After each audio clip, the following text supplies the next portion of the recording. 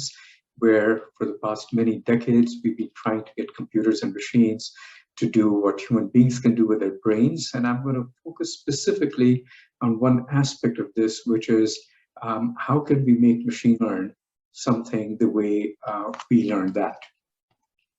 And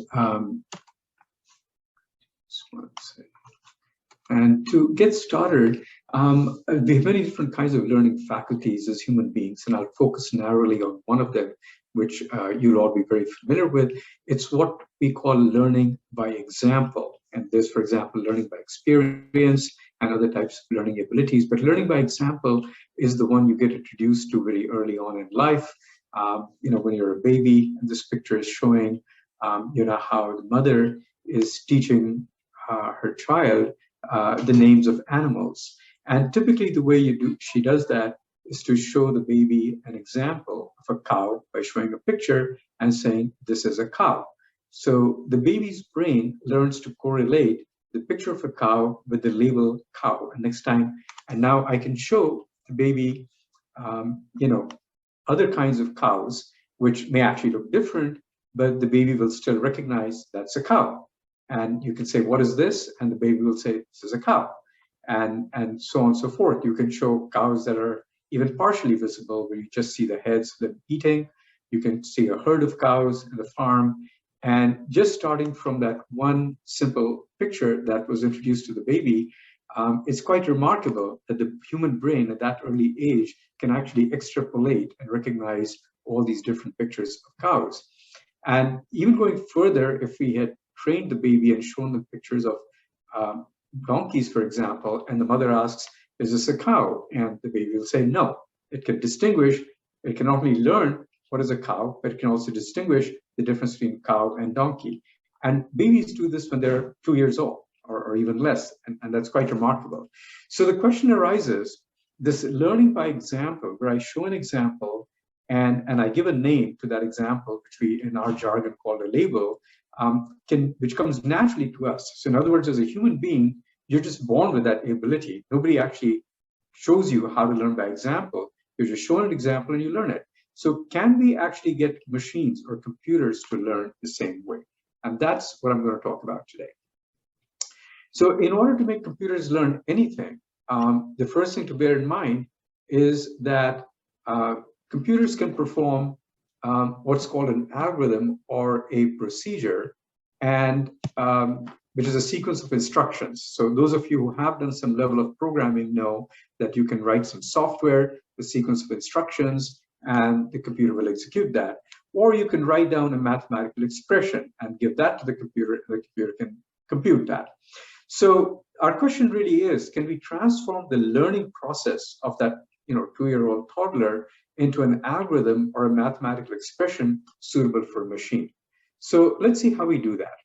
We could, for example, borrowing from mathematical notation, define a variable called x, which is the picture of the animal. That is the example we're going to show the machine or the baby.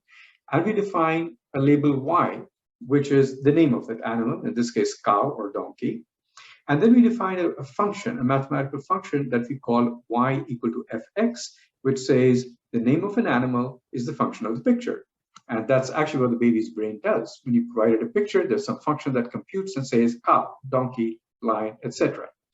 Now, the question is, can the machine learn this function f if I show it examples of x and y, which is the pictures and the names, exactly the way that I showed the baby?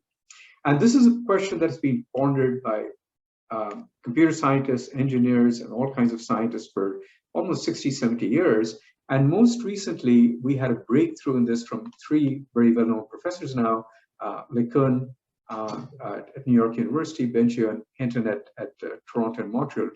And they published a landmark paper in the Nature magazine in May 2015. And basically, they discovered a math function that can learn this relationship between the pictures and the names of animals, or in general, any example I show you and its label, by training parameters of a function which we call y equal to fxp. So they introduced this notion of some parameters into a function. And for every problem, like recognizing the names of animals or the names of people, or the names of objects, you could tune the values of these parameters P to the examples you're showing, and I'll show you in a minute how that works. And then you could recognize anything. So this function could be something simple, and you might have in high school already encountered linear functions in linear algebra. So this could be, P could be a series of parameters, P1, P2, and X could be broken down into some components of the picture, which we call F1 and F2. So X, F1, and F2 could be, for example, for the cow, and then we set for the donkey and so on. So, but the important thing is that for any picture X, the function y equal to fxp can then give us the corresponding name of the animal. Let's see how that works. So we take this mathematical function, which was given the term deep learning, which I'll explain why that's called deep learning by LeCun, Beggio, and Hinton. And so we take this mathematical function, which is a centerpiece of our, which is mimicking our brain, basically, and we provide to it these pictures X, and we set some values for these parameters P, and we look at what it tells us about that picture. It predicts some kind of a name. We compare that with the actual name, which in our case is cow or donkey. And initially, when we're training, there will be an error. Just like sometimes if you teach the toddler, a 2-year-old toddler, you show pictures, occasionally it might make an error and call a cow a donkey or donkey a cow until its brain is fully trained. So the same way here, we train this deep learning function by looking at the error that it's making. We feed that error back, and the magical thing that goes on in this function, which was the invention of LeCun and Hinton and Beggio, was that it will adjust the values of these parameters P to drive that error to 0. That is the key of how this whole system works. And once the values of P have been adjusted, then you can now use this to recognize pictures. And now, just like the baby, I could give it pictures of cows and donkeys, and it will tell me this is a cow and this is a donkey, and so on and so forth. So that's the fundamental idea of how this works. So this process we call the training, just like the training of the mind. And this process we call the prediction or the inference, where I'm done with the training, I've fixed the values of P, and now I'm essentially going to predict. Excuse me. So now let's compare the difference between how the baby learned the names of animals and how the machine learns. And here comes the big problem. The machine needs to see thousands of pictures. In other words, just showing one picture is not going to work. The machine will actually need to see all the different types of cows and cows in different colors, different positions, so that it doesn't make a mistake. It doesn't have the ability, this deep learning algorithm, to learn from just one picture. And what's remarkable here is you ask the question, well, how can a newborn baby or a 2-year-old toddler do that with just one picture? And the answer is that the toddler has benefit of training by human evolution, because our cognitive skills have been in training for tens of thousands of years, ever since mankind evolved. And that actually gives us this ability by birth. And that is where deep learning is going. It's trying to give the computer that same benefit of the evolution that we as human beings have. So initially, it takes thousands of pictures to do that. But despite the fact that the machines are more inefficient than us as human beings and need more pictures to learn, this ability to learn by example can actually be invaluable in critical areas like healthcare, where human experts are in short supply. And I'm going to share with you an exciting example of that from the University College Cork in Ireland, together with the Science Foundation and the Infant Institute, which focuses on research for medical research for babies. And this is the PhD work of Allison, together with Dr. Lightbody and Dr. Temko. And Dr. Temko actually leads machine learning in our European office for Qualcomm. And that's kind of how we became familiar with this work. So what is this problem about?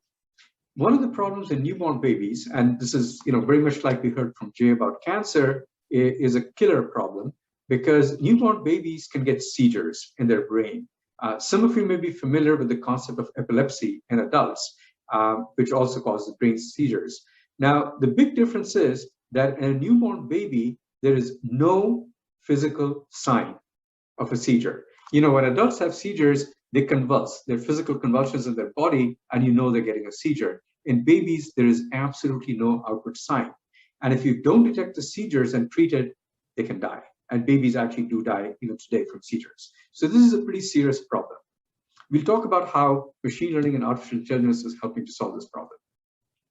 Now, to monitor whether the brain is having a seizure, we use something called an EEG. Some of you will be familiar with that. It's a procedure where you attach some metal probes or electrodes to the brain on the outside, and it picks up brain waves, and it converts those brain waves into electrical signals, as shown over here. And these electrical signals, each of these is coming from one of those probes on the baby's brain. And what you see here is the difference between some of them, these first two and the last two versus the middle four. You see the middle four have these spikes, which are not perfectly periodic, but they seem to occur at some interval, which is varying. These are an indication of a seizure going on in the brain. So the problem is that this is only a few seconds of the EEG plot. And if you have the EEG being monitored in the baby, then this seizure may occur for just a few seconds or minutes in 3 weeks.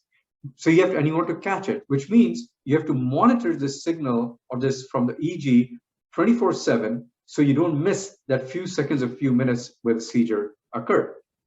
And there comes the problem. The related problem is that recognizing this pattern is not trivial because of the fact that the signal may have noise and other kinds of artifacts which are not seizure but make the signal look like seizure, which means that you really need an expert. And the kind of expertise needed here in medical science is a neonatal neurophysiologist. And they are trained to look at these signals and tell you, what really is a seizure pattern. The big problem is in the world today, you're lucky if a hospital has even one of them. They're in very short supply. And hospitals where they have none of them, babies could actually die because there's no one to look at this and say, that's a seizure. So the question is, can we train a machine learning or AI machine to learn by example what the expert can see and like the expert tell us what is a seizure pattern? And I won't go into a lot of detail here to keep us on schedule, but we use the exact same method of how we teach the baby or the machine the names of cows and donkeys over here. And we introduce the same technique of deep learning. The X now are my EEG signals that I feed in. That's the example that I'm showing the deep learning machine. And the output Y is whether the X corresponds to a seizure or not a seizure. So initially, I collect thousands of hours of EEG from 100 different babies. And then I have the neonatal neurophysiologist expert look at these and actually tell me the Y, which is it a seizure or not a seizure? And then I go label these. Then I feed that, much like the picture I showed you earlier, and I train this deep learning machine to learn what is a seizure pattern and what is not.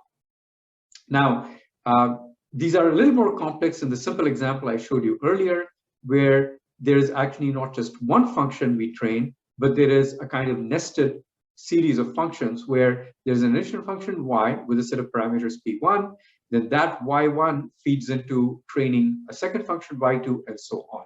And this is actually the reason why this is called deep learning, because we have a depth of functions that we are training in succession, and each of them learn something about the seizure pattern to give us the final prediction at the output. So I hope that gives you some sense of how learning by example can be really useful and critical in this case, where we can now have the deep learning machine do what the neonatal neurophysiologist is doing. And if you don't have enough experts to monitor all the babies, then the deep learning machine can play the role of the expert. Finally, we should talk about what are the imperfections in the deep learning or AI machine in general, right? So unlike the expert, the machine will make some mistakes. And in the artificial intelligence, one of the competing trade-offs we have is that if you want to increase and maximize the rate at which you catch a seizure, which means, let's suppose that you want to catch every seizure that happened. Unfortunately, what will happen is some of the times it will predict a seizure when there was no seizure. That's what we call a false detection. So the math today, the way it works is we haven't yet discovered a technique that can increase the chance that I catch the seizure without at the same time giving me some false alarms of a seizure occurring. Now, this is important because you don't want to administer medication to a baby that is not having a seizure. And of course, if these alarms go too often, then it doesn't solve the original problem that I don't need an expert. So what the hospitals tell us is that on average, they cannot tolerate more than one incorrect prediction in 8 hours, which is an average of 0.125 per hour. So if you look at this plot, what that's basically saying is that to keep the number of false predictions low enough, we can recognize about 30% of the seizures happening in babies, which is still better than 0 if you didn't have an expert. But what it does say is that there's a lot more ground to cover in this technique. It's very new technique, but the good news is that it can save lives. And that has been demonstrated now in the case of this seizure detection for babies. And this technique is being applied in hospitals in Europe today. But there's a lot more ground to cover to bring this up to 100%, where we could improve the mathematical techniques and get to a point where actually we could detect all of them by keeping the number of false alarms relatively low. So in your generation, as you go to college and you think about your future, if you're interested in working in this area, there's a lot that you could bring in the coming decades to further improve and innovate on this technique. The rewards are huge when these machines can be trained to do what an expert can do, as you see here in the case of saving lives of babies with seizures. And on that note, if this kind of area of science excites you and you'd like to pursue this and make a contribution to these kind of fields, and I talked about seizure in babies, but you can easily imagine that we can apply this to other kinds of experts learning that can help in other areas of medical diseases. And the key skills that you need to go into this and further advance our knowledge in this area is, of course, an inquisitive mind, which I assume all of you have if you're interested in STEM. But mathematically, I thought I'd mention that the 3 key areas that are the foundation of this science are linear algebra, probability, and statistics. And if you master these 3, it gives you tremendous power to go further from where the experts are today in deep learning and to further innovate